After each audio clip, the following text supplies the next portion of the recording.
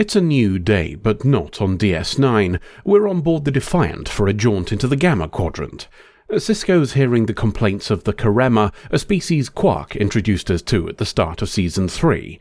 Their representative is unhappy with the trade arrangement we have going through the Ferengi, but not as unhappy as Sisko is when he hears Quark has been ripping the guy off in our name. Up on the bridge, Worf is chewing out a random crew member and Dax is offering Kira snacks. The latter declines as she's fasting, this being a day of religious significance for her and the rest of Bajor. Today's the anniversary of Sisko arriving, apparently, which she thinks is why he decided to make this trip. Having people worship you as the emissary of their gods can be a proper pain in the balls, so he'd rather risk the Jem'Hadar than attend celebrations in his honour. Speak of the devils, 2 Jem'Hadar ships turn up and target the Karema ship, our contact saying they're being punished for meeting with the Federation. Sisko's not having that and tells the Jem'Hadar to knock it off, the result being us getting pooped at instead. The Karema ship thinks now's a good time to leg it, which just draws attention to them. The Jem'Hadar give chase and we go after the lot of them, down into the atmosphere of a gas giant. We immediately lose contact with all 3, so Dax tries to do a science on our sensors with Kira. Being able to see the others first might prove useful. Atmospheric wibblies mean we've got no sneaky bastard mode, and our fireworks won't home in on anything either. We can still poop some yellow at stuff, but we'll need to aim manually, so it's useful that Kira's had an idea from her old Resistance days. They used to use echolocation when normal sensors weren't an option, basically like sonar, to get an idea of what's around them. Sending out a ping will give us away, of course, but we can move each time we do it, so Sisko agrees.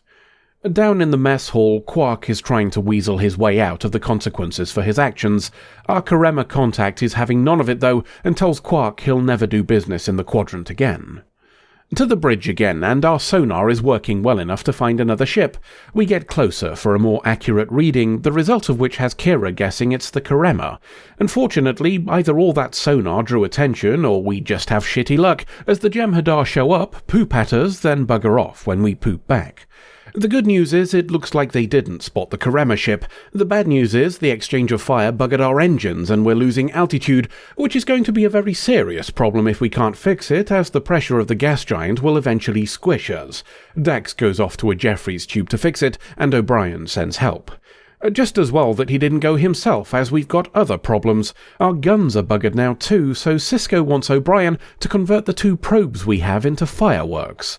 O'Brien sends off a different engineer to sort the probes, and another to fetch a tool from a cargo bay. I do hope it wasn't important, as the guy in question takes a kabooming corridor to the face on the way. The kaboom was a hull breach from the pressure, which means evacuating that deck. Unfortunately, that's the deck with sick bay, and it's also where Dax and another engineer are working in a Jeffries tube. Bashir manages to get everybody else out just in time for Dax to finish her work and try to leave. A failing force field spits gas at her, so Bashir goes in to rescue her while also sealing the bulkhead behind him, instead dragging her into a lift, one that doesn't seem to be working. On the plus side, at least she got the power running again. That means we have engines now, and we book it back up to prevent any more crushing from the gas giant. We've also got a firework probe ready too, which is handy as we found one of the Jem'Hadar with our sonar. We rigged the probe to lock onto anything metallic, which is going to be a problem if it was a false reading, and fire. So too does the Jem'Hadar ship, which had managed to get behind us in the intervening time. The Defiant gets proper messed up, but not quite as badly as the Jem'Hadar ship does when our probe firework turns around and plows into it. That gives us time to lick our wounds at least. Engineering can't reach the bridge, leading O'Brien to assume they're all dead. He's 33% right, as the crew member Worf was shitting on earlier reports we've got 2 corpses. Sisko's in a bad way too, having taken a heavy knock to the bonds on the way down, so Worf tells Kira to keep him conscious by talking to him while he goes to engineering. Assuming he can get there, that is, as at least one of the lifts is still out of action. Bashir and Dax are alive though, so that's nice, I guess. So are Quark and our Karema representative, though the latter is tiring of Quark. The entire Ferengi way of doing business is alien to him, the idea of taking a risk for higher reward over just trading reasonably sounding like utter nonsense. His argument against gambling might carry more weight if he wasn't now wanted by the Jem'Hadar for trading with the Federation, of course, but let's ignore that for now.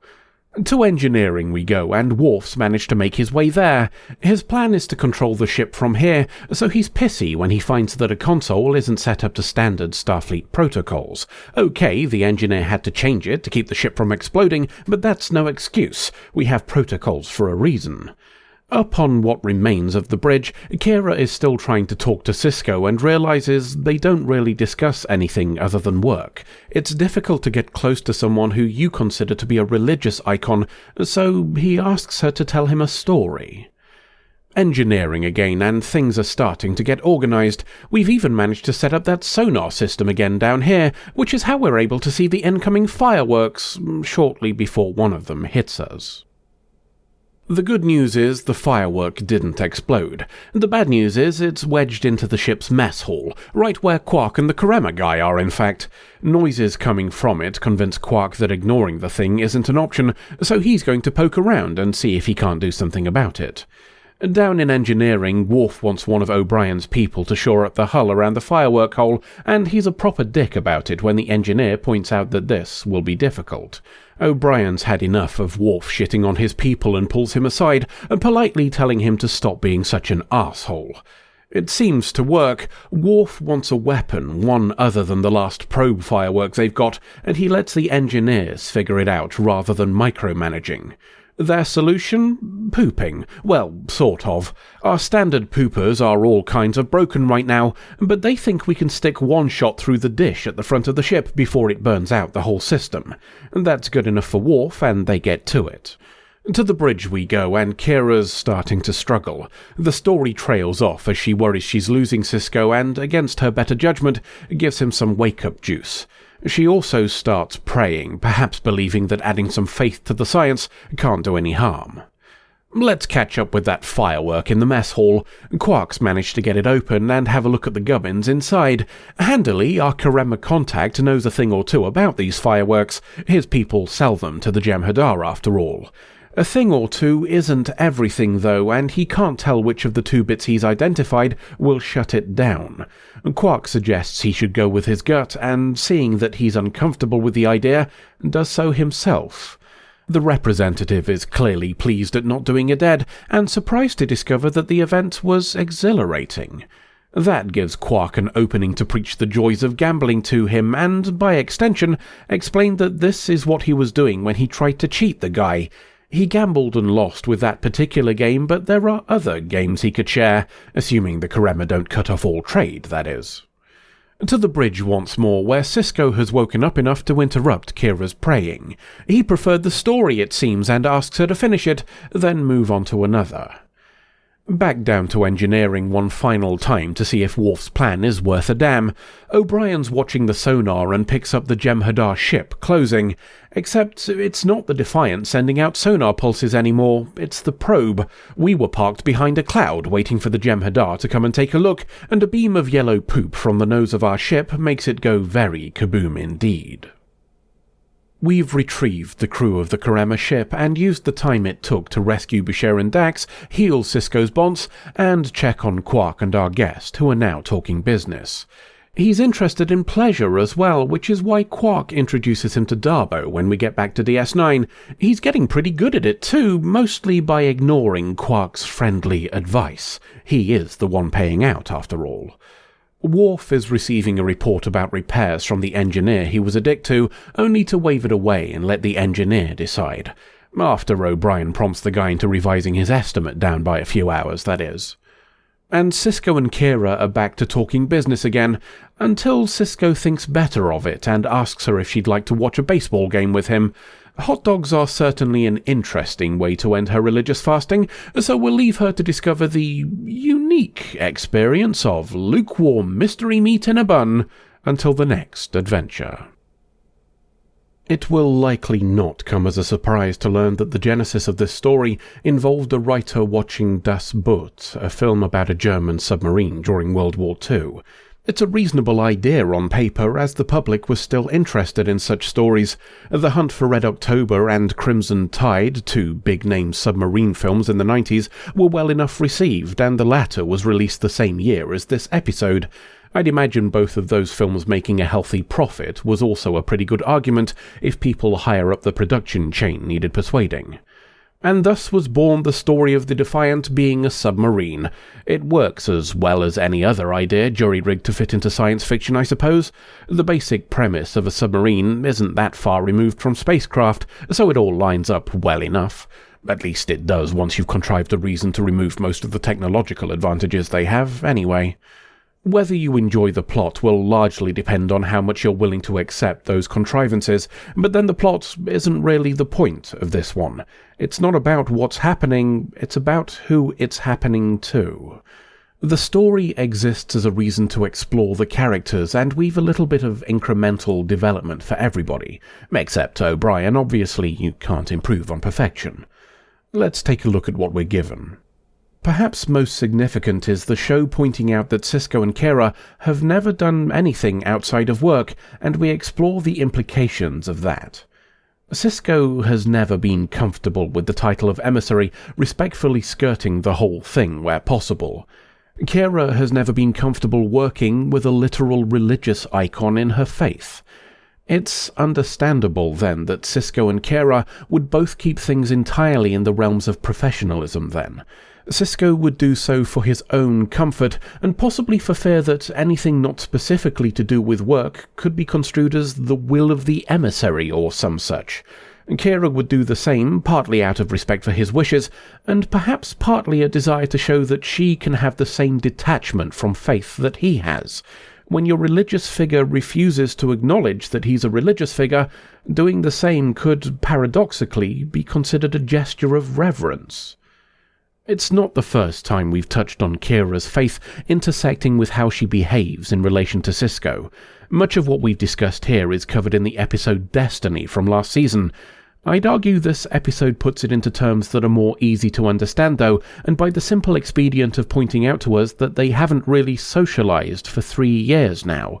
Okay, that's likely just a happy coincidence that the writers happened to pick up on, but slotting it so deftly into the topic is worthy of points regardless. They aren't the only ones who got a bit of exploration, though. Dax and Bashir discussing the latter's behaviour from a few years ago lets us reflect on just how much he's changed for the better. Worf struggling to deal with people shows he's still working on adapting to those grey areas, though he is putting in the effort.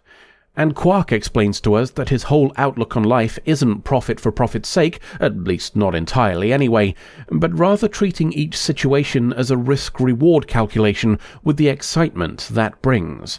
He'd take a bar of latinum if he was offered one, sure, but he'd enjoy it far more if he'd cleverly swindled it from you.